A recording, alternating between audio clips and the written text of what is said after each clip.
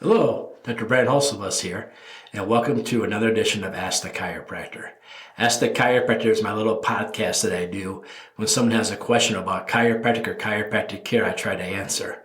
I'm a chiropractor here in Rockford, Illinois. I'm a proud graduate of Palmer College of Chiropractic, and I'm happy to be the team chiropractor of the Rockford Ice Hogs. Let's dive into it.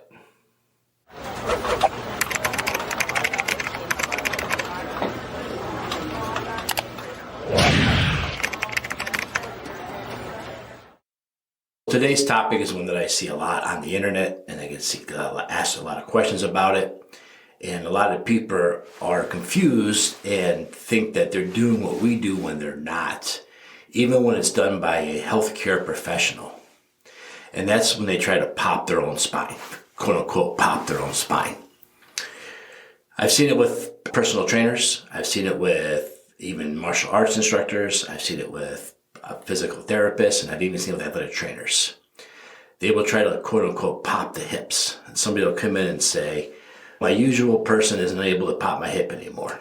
What they'll do is they'll lay them on their side, kind of like we do a side posture adjustment. They'll pull really hard and get a popping noise coming out of what we call the SI joint. The SI joints where the tailbone, the sacrum, and the ilium, the hip come together, and they can twist somebody and make it a pop.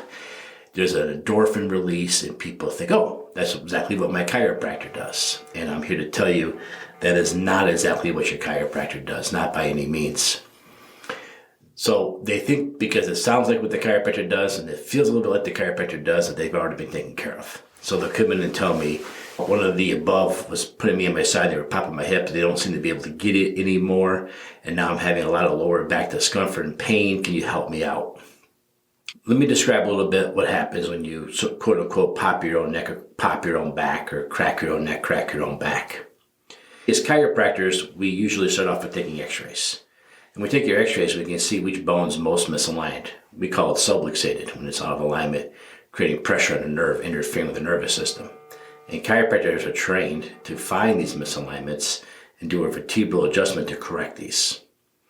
Now, we also do examinations. Maybe you'll have you turn your head certain ways, or bend your feet certain ways, or look the way you lie. We use our fingertips a lot just to feel up and down your spine to see what we can feel. And our goal is to find the one that's most fixated.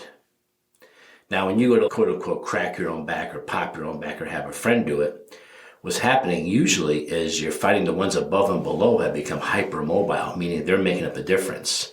Because when two bones are out of alignment, what they'll do is they'll actually lock up and get stuck. And that's what a chiropractor's unique training is, in order to figure out the correct line of drive, the correction and angles in order to go in there and break that fixation.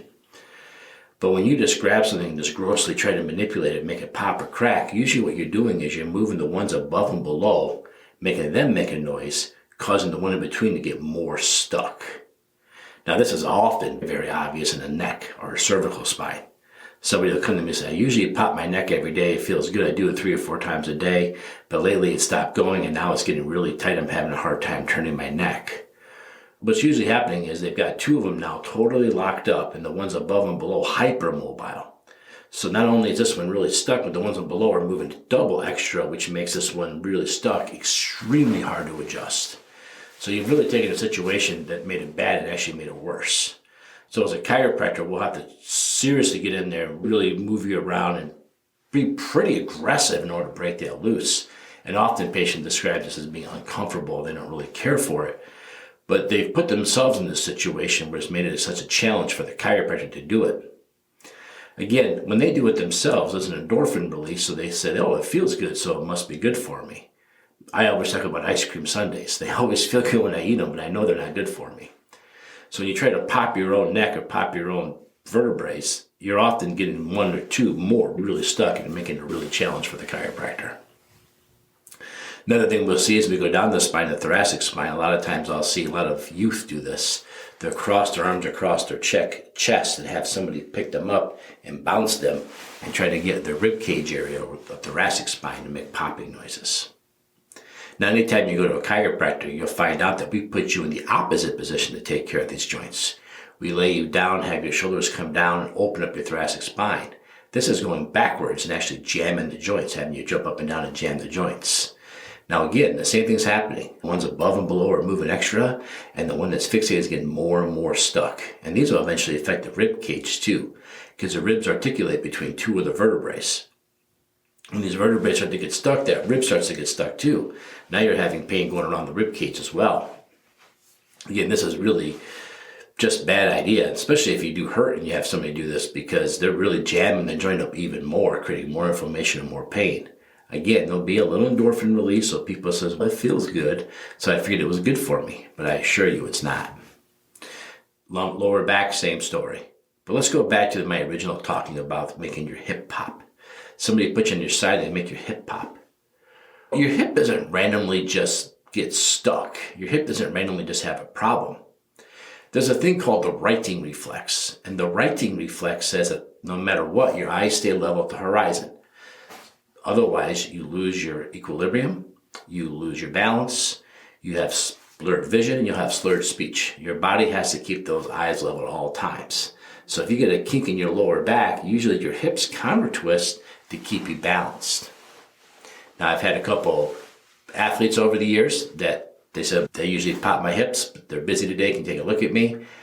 And I don't even usually have to touch their hips. I always find their upper lumbars out. You see the L1, L2 have a muscle on the front side that travels down and splits and goes into both of your groin and to your femurs, your leg bones. And what happens a lot of times is your L1, L2 will turn left or right, and this will take that muscle and make it really tight. You might have some groin pain on the front side, and what it does is it lifts and twists and turns your hips to balance you back out again to keep your eyes level with the righting reflex. Now this right here can cause the piriformis muscle, the muscle you sit on, to get really tight, angry. And when that muscle gets really tight, it'll hit the sciatic nerve and it mimics sciatica. It's actually called piriformis syndrome, but a lot of people mistake it as sciatica. I've done several podcasts on this topic in the past, either piriformis syndrome or sciatica. You can go and see the difference of them. But the more you crank on that hip and trying to make it pop, and that lumbar spine's still there, the angrier you're getting that muscle on the front side. And that's when people really tell me, not only does the person pop their hip, but now they're getting some groin pain on the front side. I already know what's going on, is that L1, L2 is getting more and more locked up, more and more twisted, creating more and more pressure on that hip flexor muscle, which continues to pull the hip out more and more. And the person gets addicted to having somebody pop it all the time. And they think they're correcting it because they'll get brief relief, but they're really causing that upper lumbar to lock up. Now the nerves that come out of the upper lumbar, they innervate your groin, the front of your femurs, the front of your legs, not the back side, not the sciatic area, but that side. So the also can create some discomfort in that area as well, neurologically. Lastly, those nerves also go to your colon. So a lot of people complain about bowel issues when this is going on too. So it's very important that you look at the whole spine all together at once. It's also very important you have somebody very trained who knows the righting reflex and the compensations, and the most common, if this one's out, you probably have one out here. If you have this one out, you probably have one here. As chiropractors, we see trends in this, especially once we know your profession, if we're working with your profession. Now, this is really important. Athletes, and I'm picking at athletes today because athletes are the most common ones that do this. You don't see a lot of postal carriers laying on the side of the sidewalk and having someone try to pop their hip. But you will go into a trainer's room or a locker room and you will see people trying to do this to each other, or somebody else doing it who's probably not trained on doing it, but again, they get that pop and they think they got it. So it's very important, if this is something you do, if you know somebody who does this, it's time to get your spine analyzed by a chiropractor. Now, what does that look like? Well, as I alluded to before, you would come into the chiropractic clinic. The chiropractor would most likely take full spine x-rays of you to see your entire spine, because you're obviously having massive compensation areas.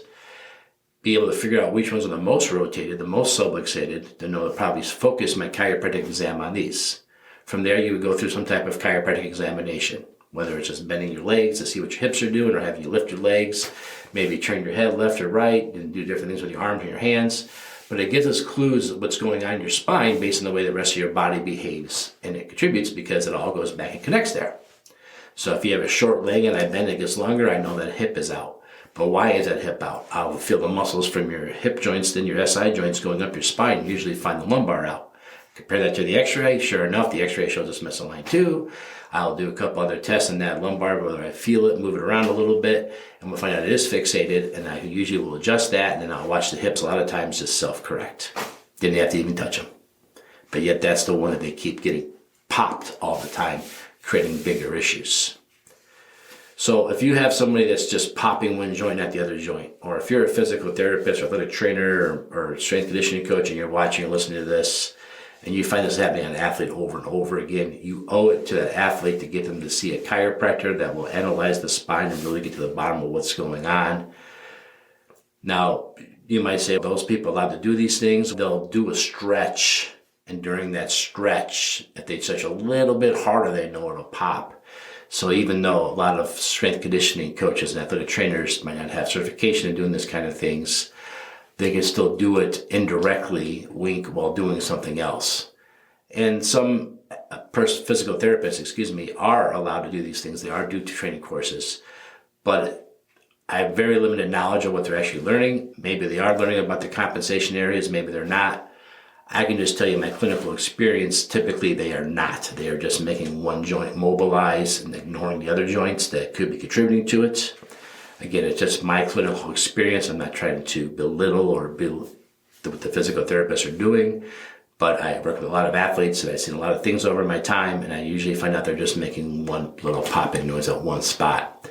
I've been practicing chiropractic for 23 years. I've never seen a person with one spot. Again, why is that? That righting reflex is always a yin and a yang trying to balance you out. Only taking care of one and not the other, unless you definitely have the primary. The other one might eventually self-correct. I'm not a gambler. I don't wait for maybe might. I just go ahead and take care of it. So there you have it. What do chiropractors don't like it when other people try to pop their own spine? It's not because we feel like you're doing what we're doing. We know you're not doing what we're doing. We know you're not getting the care we're doing. So we want to make sure that we get a chance to look at you and get both spots. Also, a lot of times people tell me they don't want to try a chiropractic because they've already had somebody pop their spine and they get relief. So if you've been doing athletic trainer, physical therapist, strength conditioning coach, massage therapist that's popping your spine, don't rule out chiropractic. You haven't been to a chiropractor. You haven't tried chiropractic yet. You just have somebody doing what they think is what chiropractors do. Doesn't mean they're doing what chiropractors do. So don't give up on chiropractic unless you've actually seen a chiropractor. Or, like this podcast, if you want to know more about chiropractic or chiropractic care, the only person that you can qualify to answer what a chiropractor does or what a chiropractor doesn't do is a chiropractor. So make sure you always follow up with a licensed chiropractor. If you have a question for me that maybe you'd like me to answer next week, go and leave a comment below, and wherever you're seeing, watching, or listening to this, please subscribe and share. And we'll be back next week with another question. And if you have a question, maybe your question will be the question of the week. Thanks.